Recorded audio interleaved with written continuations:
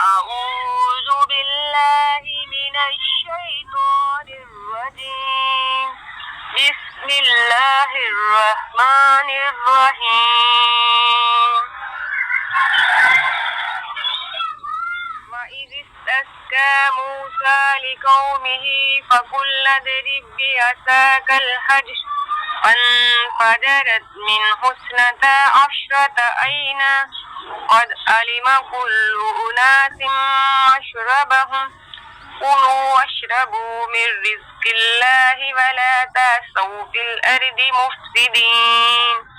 وإذ قلتم يا موسى لن نصبر على طعام واحد فادع لنا ربك يخرج لنا مما تنبت الأرض من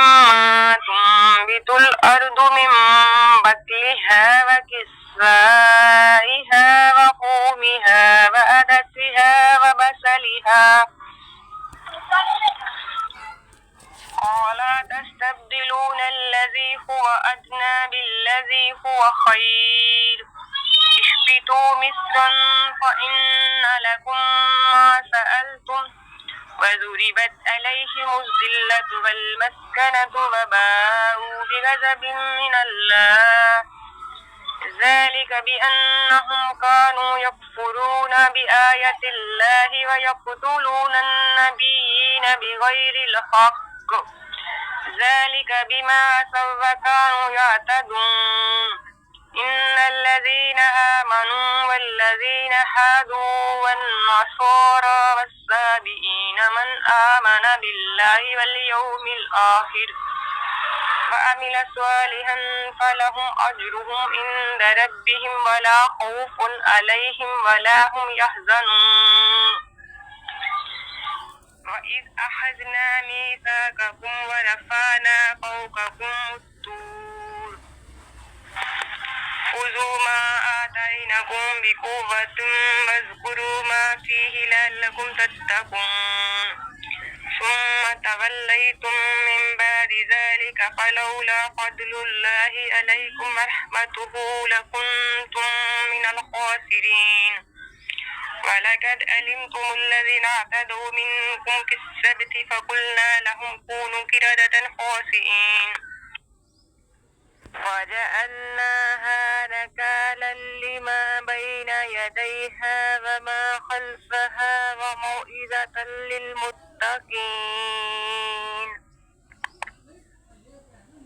وإذ قال موسى لقومه إن الله يأمركم أن تذبحوا بقرة قالوا وتتخذنا هزوا قال أعوذ بالله أن أكون من الجاهلين. قالوا ادع لنا ربك يبين لنا ما هي قال إنه يقول إنها بقرة لا فارض ولا بكر صبان بين ذلك فافعلوا ما تؤمرون. قالوا ادع لنا ربك يبين لنا ما لونها قال إنه يقول إنها بقرة صفراء فاقع لونها تسر الناظرين. قالوا ادع لنا ربك يبين لنا ما هي إن البقرة تشابه علينا وإنا إن شاء الله لمهتدون. قال إنه يقول إنها بقرة لا ذلول تثير الأرض ولا تسقي الحرث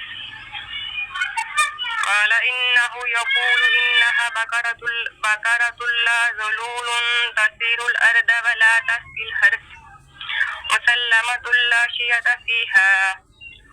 قالوا الآن جئت بالحق فذبحوها وما كادوا يفعلون.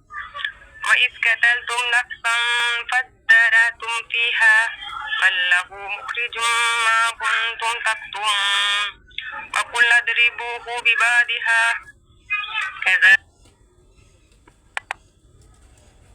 كذلك يحيي الله الموتى ويريكم آياته لعلكم تعقلون.